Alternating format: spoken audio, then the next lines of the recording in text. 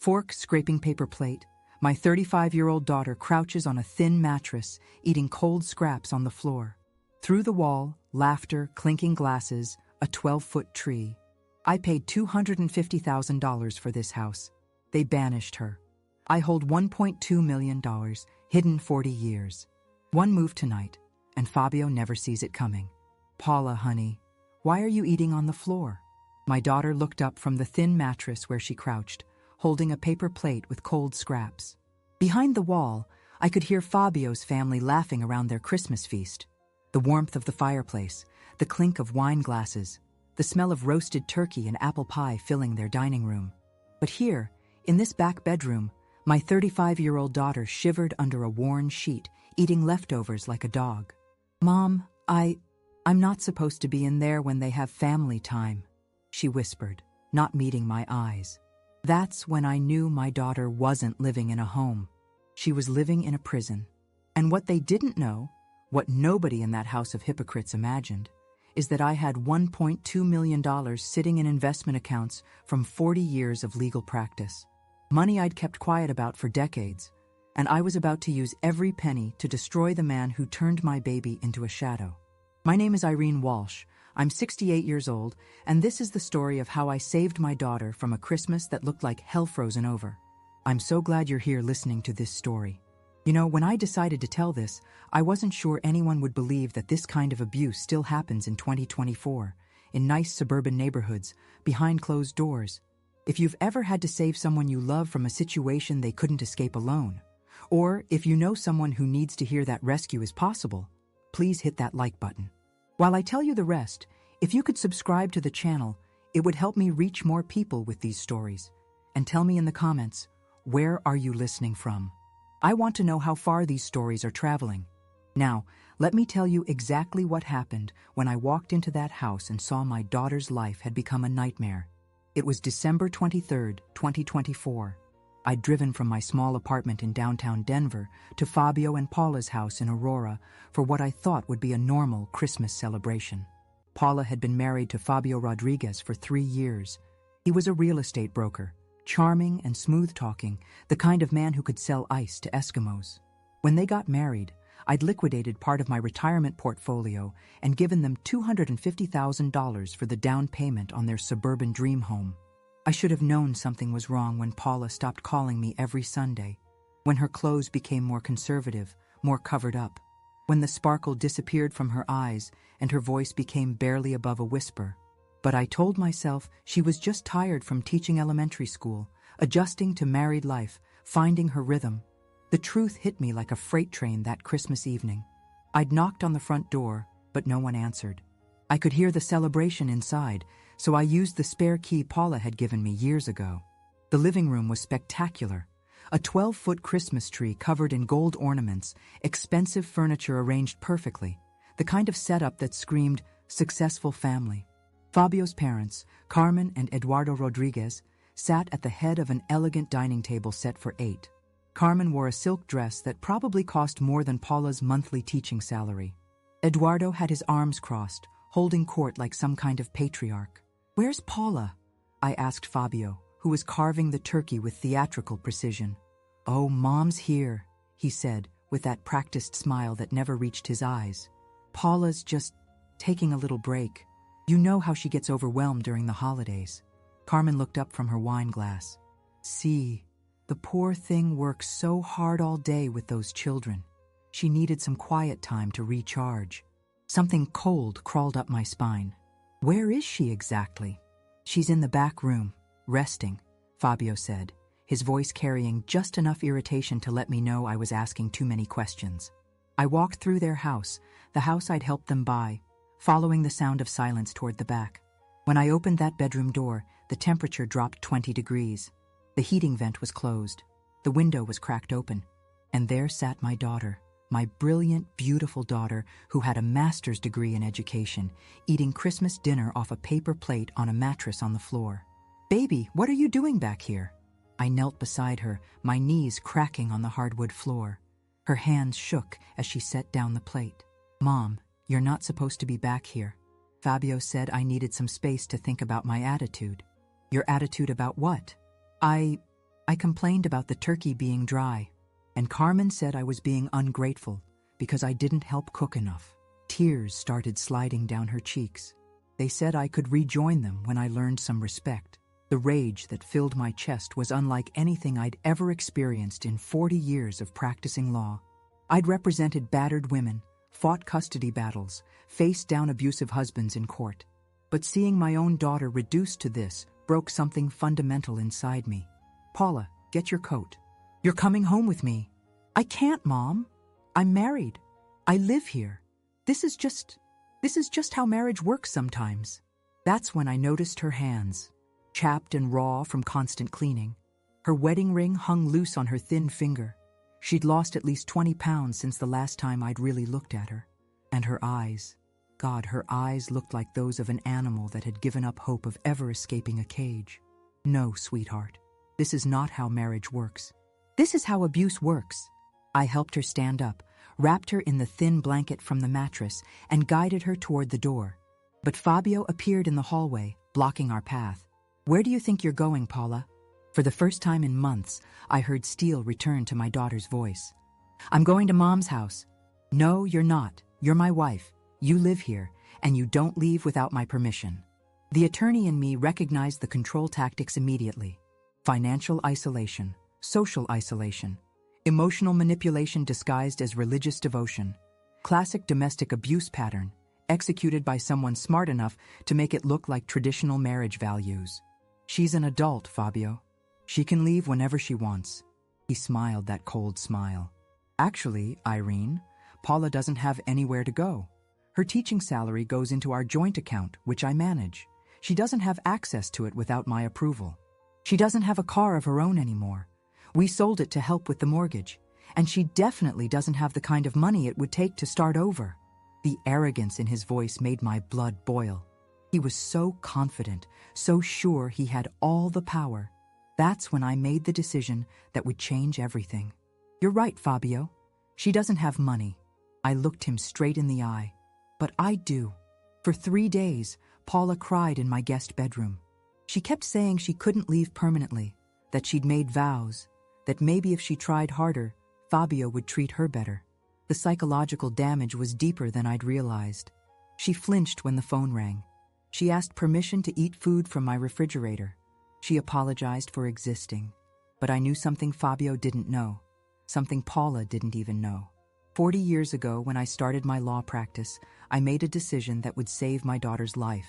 I opened investment accounts under my maiden name, Irene Walsh, instead of my married name.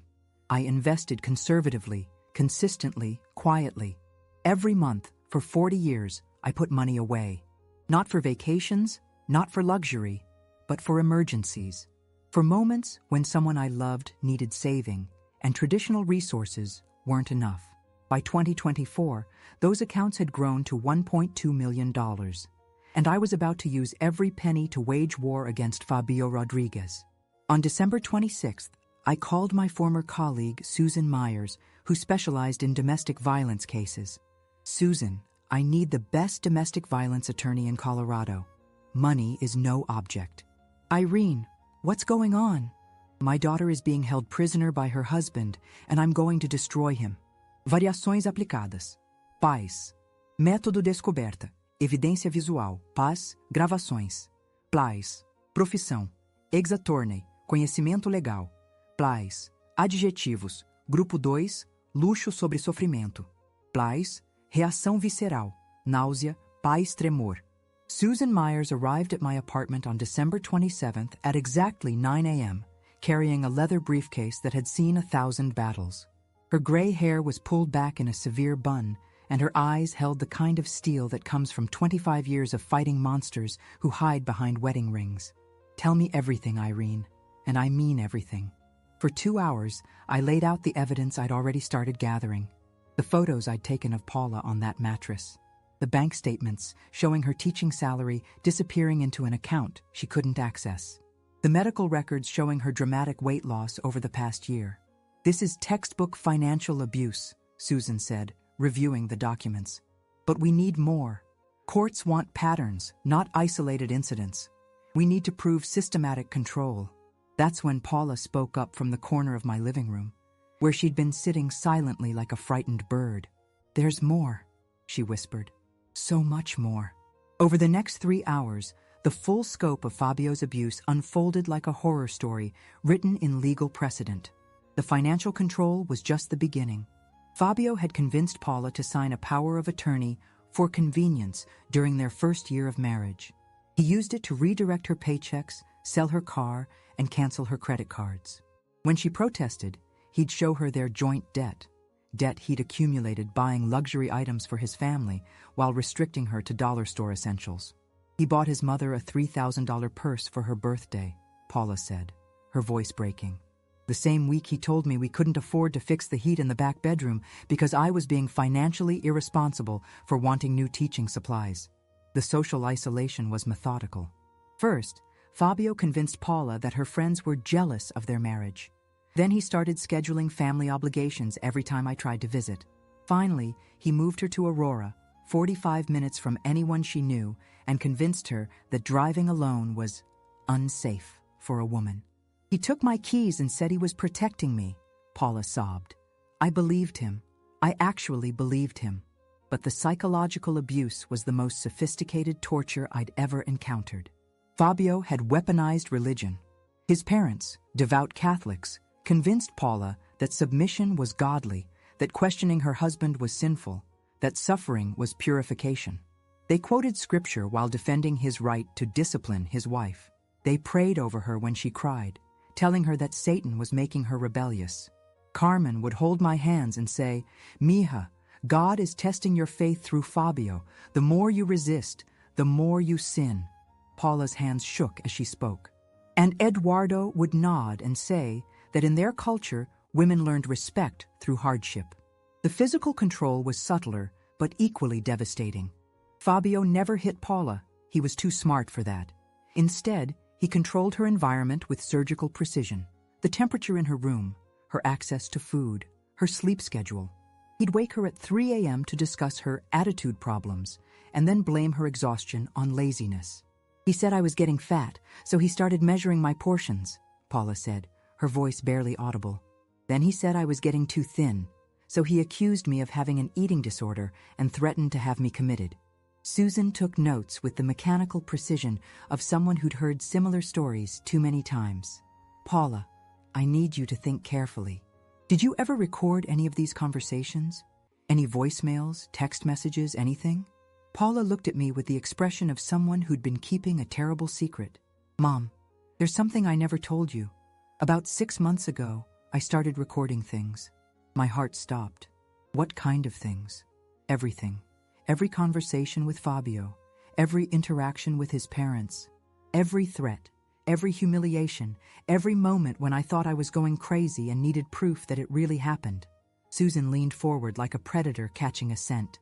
"Where are these recordings?" "Hidden in my classroom. I have a digital recorder in my desk drawer. I've been turning it on whenever I know there's going to be trouble." The hope that flooded through me was almost painful. How many hours of recordings? Maybe 30 or 40 hours. I have him talking about controlling my money. I have Carmen telling me that crying is emotional manipulation. I have Eduardo saying that women who don't submit need to be broken like horses. Paula's voice grew stronger with each admission. "And I have Fabio. I have Fabio saying things about you, Mom. About how he's going to make sure you never see me again once he gets me properly trained." The nausea hit me so hard, I had to grip the arm of my chair. This wasn't just abuse. This was a systematic plan to erase my daughter's identity and isolate her completely from anyone who might help her escape. Susan's pen stopped moving. "Paula, we need those recordings. Today. I can't go back there. He'll know something's wrong." "You don't have to go back." I stood up, my resolve crystallizing into something sharp and unbreakable. "I'm going to get them." "Mom, no. If he catches you, he won't catch me.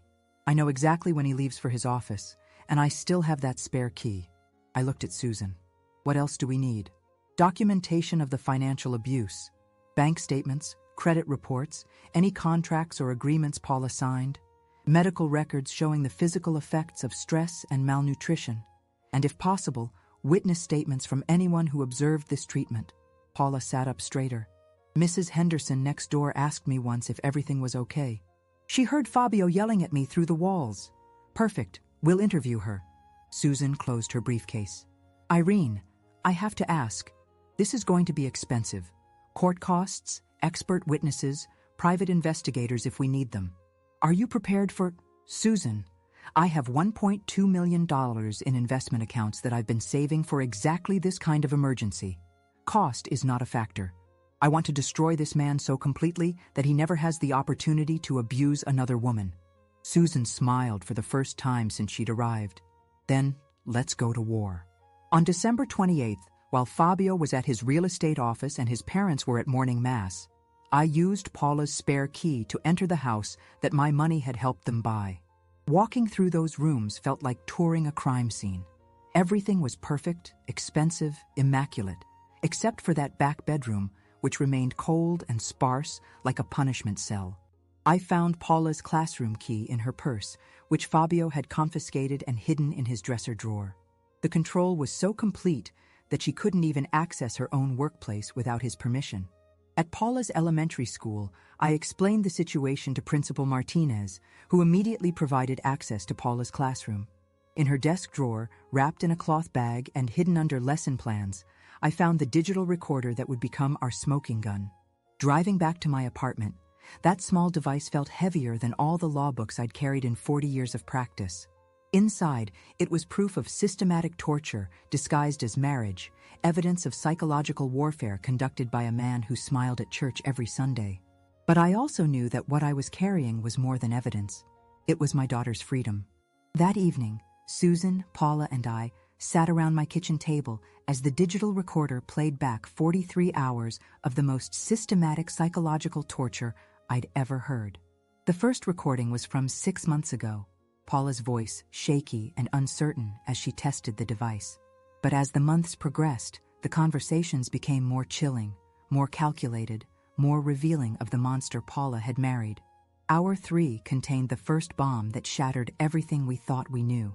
Fabio's voice, clear as crystal. Paula's getting too independent again. Maybe it's time we increased the medication Dr. Santos prescribed for her anxiety. A higher dose should keep her more compliant. Carmen's voice responding, Sí, mijo. And if she keeps questioning your authority, we can always tell Dr. Santos she's having episodes. He already thinks she's unstable. Paula went white as bone. What medication? I've never taken anxiety medication. Susan paused the recording. Paula, have you been feeling unusually drowsy, confused, having trouble concentrating? Yes, but I thought it was stress from teaching and everything else. What do you eat and drink at home? Fabio makes my coffee every morning. He says it's his way of taking care of me. Paula's hands started trembling. Oh my God, he's been drugging me. I felt like someone had punched me in the solar plexus. This wasn't just psychological abuse, it was chemical assault. Susan immediately called Dr. Rebecca Chen, a forensic toxicologist, and scheduled Paula for blood and hair tests the next morning. But the recordings weren't finished, destroying our assumptions. Hour 7 contained the second bomb that made me understand we were dealing with something far more sinister than domestic abuse. Eduardo's voice, discussing Paula like she was livestock. The girl has good breeding. She's educated, comes from money, and she's young enough to give us several grandchildren. But she needs more breaking. Fabio responding, I've been thinking about the inheritance situation. When Irene dies, Paula will inherit everything. But if Paula's declared mentally incompetent first, her husband would manage those assets. Carmen, excited. And if something happened to Paula after she inherited, the money would come to you as her widower, and then to our grandchildren. The silence in my kitchen was deafening. Paula gripped my hand so hard her nails drew blood. They're not just abusing you, Susan said quietly. They're positioning themselves to inherit my money through you. And if that plan failed... She didn't finish the sentence, but we all understood. This wasn't just domestic violence. It was a long-term financial conspiracy with my murder and Paula's institutionalization as the endgame. Hour 12 contained the third bomb that transformed our case from domestic abuse to attempted homicide. Fabio's voice, casual, as if discussing the weather. Dr. Santos said he could have Paula committed for a 72-hour evaluation anytime we provide sufficient evidence of mental instability. Once she's in the system, it's easy to extend it indefinitely. Carmen. What kind of evidence? Fabio. Self-harm, suicide attempts, violent behavior toward family members. The beauty is, we don't need much. Once she's sedated and isolated, she can't defend herself. Eduardo. And if the commitment doesn't work? A long pause. Then Fabio. Accidents happen. Women with mental health issues are statistically more likely to die by suicide or overdose, especially when they've been exhibiting erratic behavior. Paula vomited. Actually vomited, right there at my kitchen table, her body rejecting the reality of how close she'd come to disappearing forever. Susan was already on her phone. I'm calling Detective Maria Gonzalez at Denver PD. This is conspiracy to commit fraud, conspiracy to commit assault, and conspiracy to commit murder. But we needed more than recordings. We needed a complete picture of their operation. Over the next week, using my legal connections and financial resources, we assembled a team that would have impressed the FBI. Dr. Chen confirmed Paula had been systematically dosed with lorazepam for months, enough to cause confusion and memory problems, but not enough to kill her quickly. Private investigator James Torres discovered that Fabio had already consulted with 3 different psychiatrists about his wife's deteriorating mental health. Financial analyst Catherine Walsh, no relation, despite the name, traced money movements that revealed the full scope of their planning. Fabio had opened life insurance policies on Paula worth $500,000 each with 3 different companies. He'd also established credit lines using Paula's teaching salary as collateral, building debt that would force her into financial dependence even if she tried to leave. But the most damning evidence came from an unexpected source, Dr. Santos himself. When Susan contacted him as Paula's attorney, demanding her complete medical file, Dr. Santos became visibly nervous. It turned out Fabio had been paying him $2,000 cash every month for family therapy consultations that Paula never attended. In exchange, Dr. Santos had been creating a fictional mental health history for Paula, documenting episodes that never happened, prescribing medications for conditions she didn't have. Mrs. Rodriguez has been exhibiting severe paranoid delusions, his notes read. She believes her husband is trying to harm her, shows signs of persecution complex, and has threatened violence against family members. Recommend immediate psychiatric evaluation for potential involuntary commitment. None of it was true.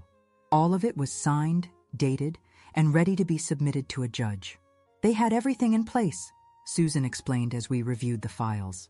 One phone call from Fabio claiming Paula was having a mental health crisis, and she would have disappeared into the psychiatric system indefinitely. Once she was committed, they could drug her into compliance, drain your accounts through power of attorney, and eventually, she didn't need to finish. On January 3, 2025, we discovered the timeline that made everything urgent. Torres had been monitoring Fabio's communications and discovered he'd scheduled a mental health intervention for Paula on January 8th. Dr. Santos had already completed the commitment paperwork.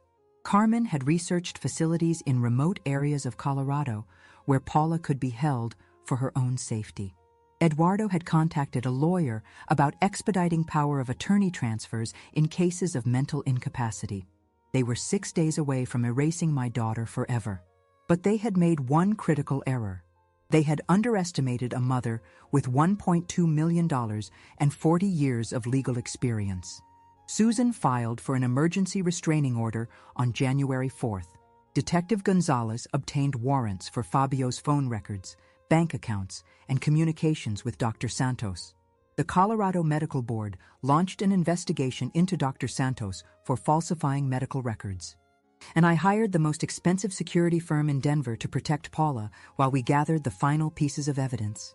The financial documentation alone was staggering. Over 3 years of marriage, Fabio had systematically transferred $347,000 from accounts Paula had contributed to.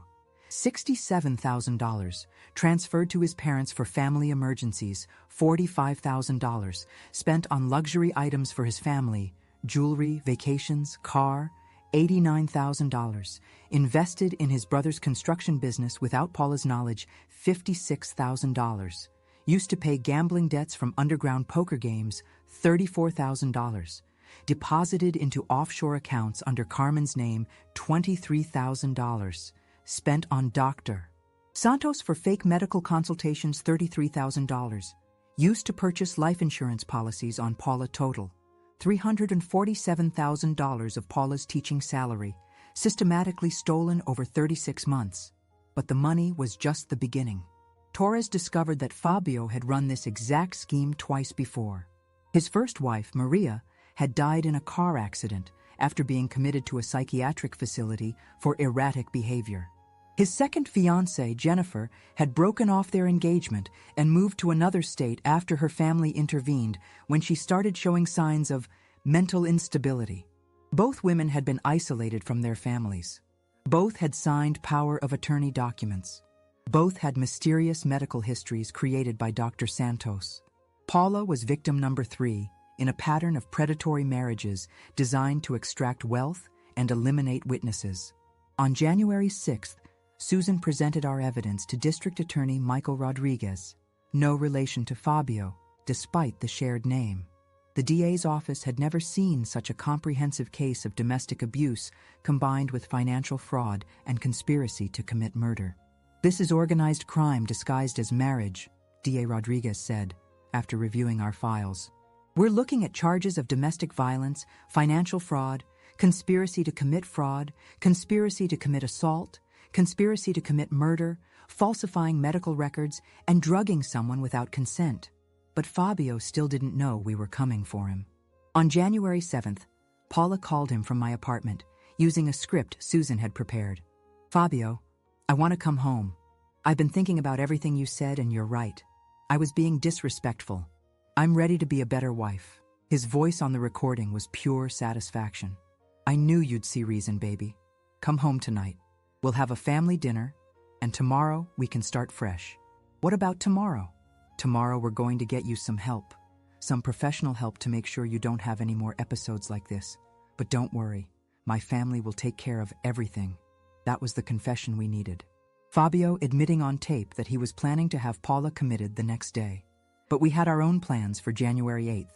Plans that involved Detective Gonzalez, a search warrant, and the Colorado Springs County Court.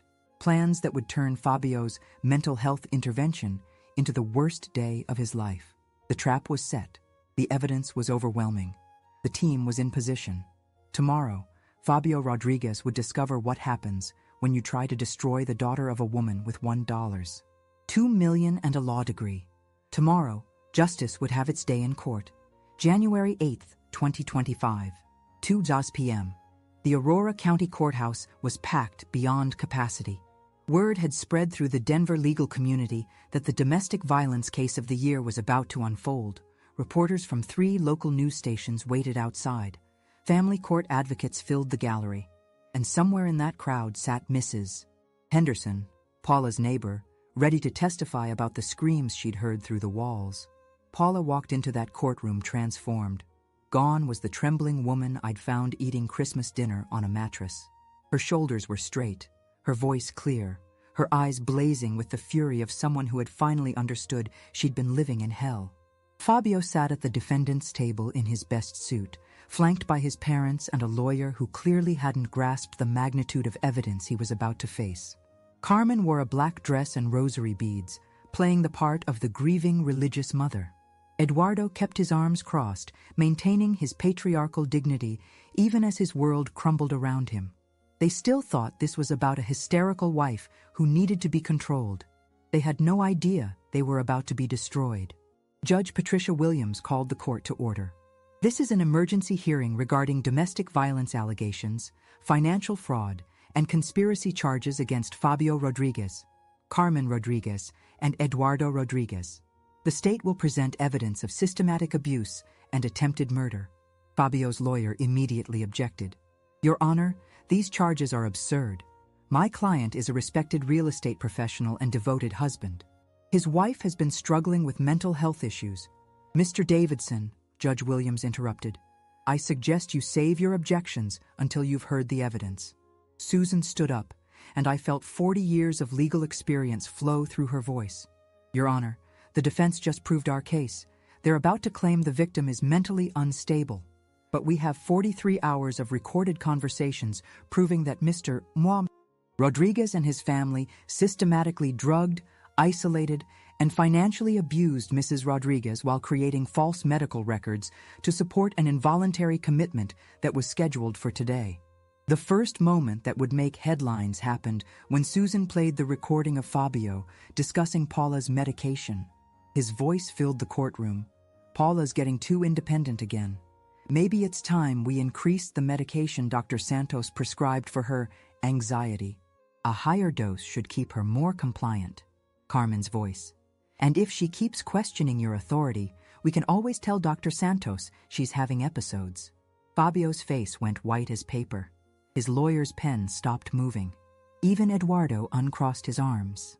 Your Honor, Susan continued, blood tests confirm Mrs. Rodriguez was being dosed with lorazepam without her knowledge for approximately 6 months. Judge Williams leaned forward. Mr. Rodriguez, did you drug your wife without her consent? Fabio stammered. She needed help. She was anxious and... That's a yes, the judge said coldly. But the second viral moment came when Susan revealed the financial conspiracy. Your Honor, Mr. Rodriguez didn't just abuse his wife. He systematically stole $347,000 of her teaching salary while planning to inherit Mrs. Walsh's $1.2 million fortune through a staged mental health crisis. Susan nodded to me, and I stood up slowly, pulled out my phone, opened my banking app, turned the screen toward the courtroom. Mr. Rodriguez told my daughter I was just a poor old woman with no resources to fight him. My voice carried to the back of the room. Chase Bank Account 1, $485,000. Fabio's mouth fell open. I swiped to the next screen. Fidelity Investment Account, $623,000. Carmen gasped audibly. Final swipe. Charles Schwab Portfolio, $197,000. The gallery erupted in whispers. Fabio's lawyer grabbed his client's arm, but Fabio was staring at my phone like it was a death sentence. Total liquid assets, $305 million, I announced clearly. Accumulated over 40 years of legal practice, and I'm about to spend every penny destroying the man who tortured my daughter. Judge Williams banged her gavel. Order in the court, but the third viral moment was yet to come. Susan played the recording where Fabio discussed having Paula declared mentally incompetent and potentially murdered for her inheritance. The courtroom fell into horrified silence as his voice described accidents that happen to women with mental health issues. When the recording ended, Judge Williams asked, Mr. Rodriguez, do you have anything to say about this conversation? Fabio tried to stand, his hands shaking. Your Honor, that was taken out of context. I would never... That's when the courtroom doors burst open. Detective Maria Gonzalez walked in wearing her dress uniform, followed by 2 officers in tactical gear. Their footsteps echoed in the sudden silence. Fabio Rodriguez, Detective Gonzalez announced, her voice carrying absolute authority. You're under arrest for conspiracy to commit murder, domestic violence, financial fraud, and drugging someone without consent. Fabio collapsed back into his chair like someone had cut his strings. The handcuffs closing around his wrists made a sound that echoed through the packed courtroom. Carmen started wailing in Spanish, clutching her rosary. Eduardo sat frozen, watching his son's life end in real time. Carmen Rodriguez and Eduardo Rodriguez, Detective Gonzalez continued. You're also under arrest for conspiracy and accessory to domestic violence. More handcuffs, more crying. More realization that their religious righteousness couldn't save them from the consequences of systematic torture. But I wasn't finished. As they led Fabio toward the door, I stood up and called his name. Fabio! He turned around, his face streaked with tears and defeat.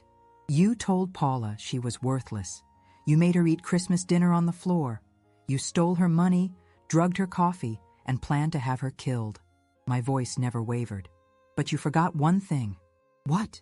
He whispered. She's my daughter, and I taught her to be stronger than monsters who hide behind wedding rings. The courtroom exploded in applause. Reporters scribbled frantically. Paula stood beside me, tears of triumph streaming down her face. Judge Williams banged her gavel again, but she was smiling. Mr. Rodriguez, you'll be held without bail pending trial. The prosecution has presented overwhelming evidence of systematic abuse, financial fraud, and conspiracy to commit murder. This court orders immediate seizure of all assets obtained through fraudulent means, full restitution to Mrs. Rodriguez, and permanent restraining orders protecting her from any contact with the defendants. As they led Fabio away, he looked back one more time. "This isn't over," he shouted. "You can't prove everything. I'll fight this." Paula stepped forward, her voice carrying the strength of someone who had survived hell. "Yes, we can prove everything, because you taught me something important, Fabio." She smiled with cold satisfaction. "You taught me to always keep evidence." The last thing Fabio saw before they pushed him through the courthouse doors was my daughter standing tall, surrounded by people who loved her, finally free from the cage he'd built around her soul. 3 hours later, we sat in my kitchen drinking coffee that Paula had made herself. No drugs, no fear, no permission required. The evening news was already calling it the Christmas floor case, the domestic violence story that shocked Colorado. "Mom," Paula said quietly, "I still can't believe you had all that money. 40 years of putting away a little each month. I always told myself it was for emergencies." I squeezed her hand.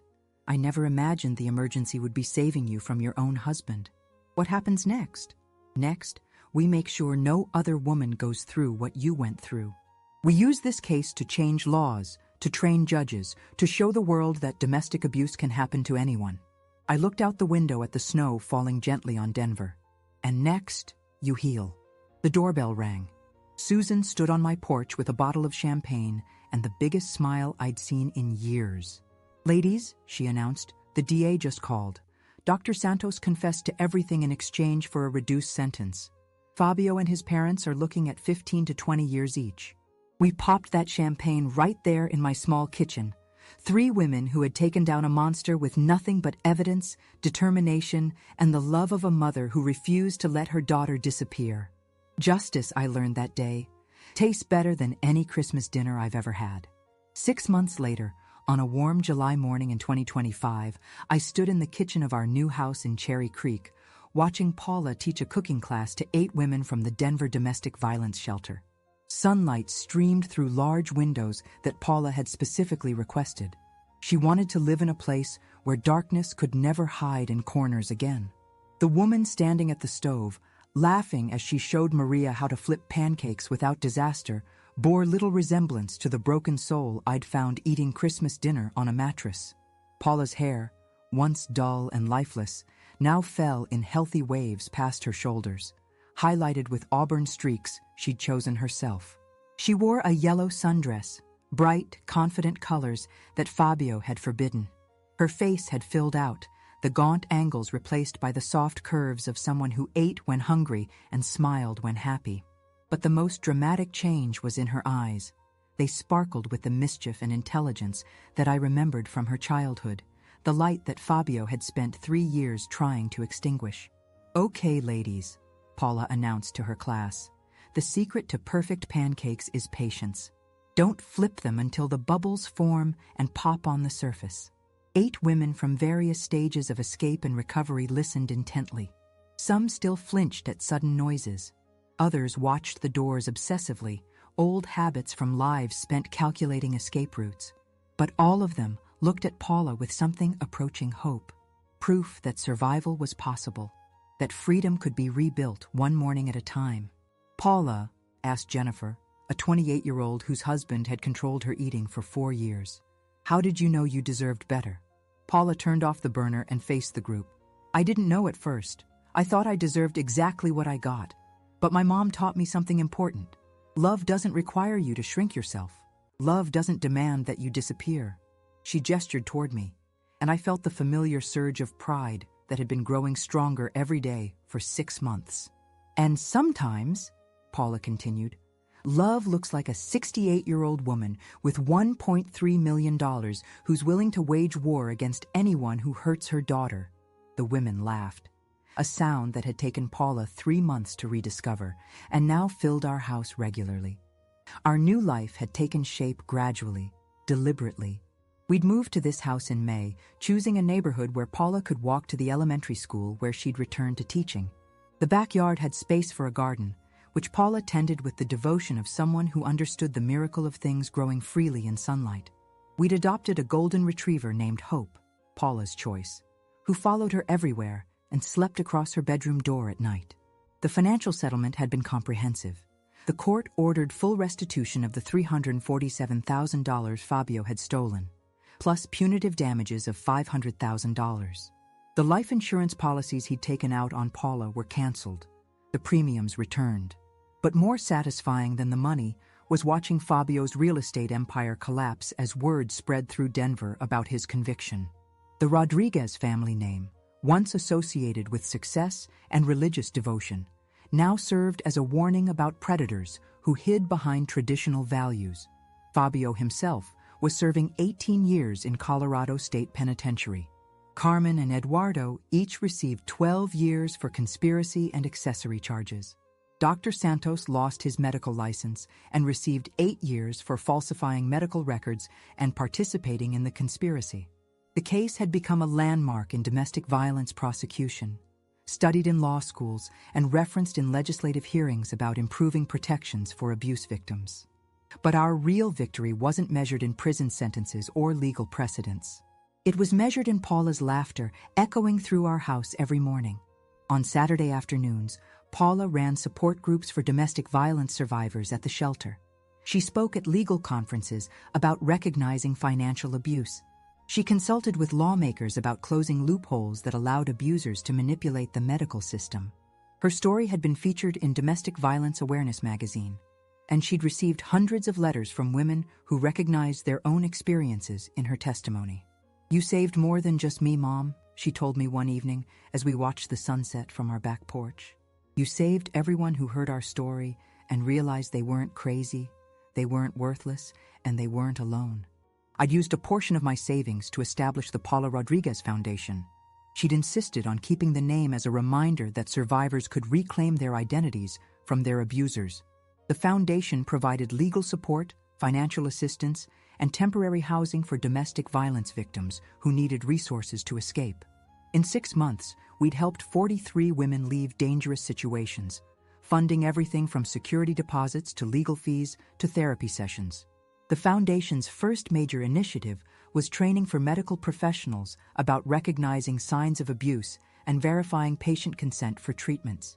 Dr. Santos's betrayal had shown us how easily the medical system could be weaponized against vulnerable patients. We were working to ensure no other woman would be systematically drugged by someone who claimed to love her. As I watched Paula finish her cooking class, hugging each woman goodbye and reminding them that her phone was always available for emergencies, I thought about the call that had started this journey. Fabio's voice, so confident and cruel, telling Paula she had nowhere to go and no resources to escape. He'd been wrong about both. Sometimes justice looks like dramatic courtroom confrontations and prison sentences. But sometimes justice looks like pancakes on a sunny morning, made by a woman who chooses her own recipes, in a kitchen where love is measured by laughter instead of submission. My name is Irene Walsh. I'm 68 years old, and I have $700,000 left in my investment accounts after spending $600,000 to save my daughter's life. It was the best investment I ever made. Because some things, like freedom, like dignity, like the sound of your daughter's laughter, are worth every penny you've saved and every fight you can wage. Family, I learned, isn't about blood or marriage certificates or religious traditions. Family is about people who love you enough to declare war on anyone who tries to dim your light.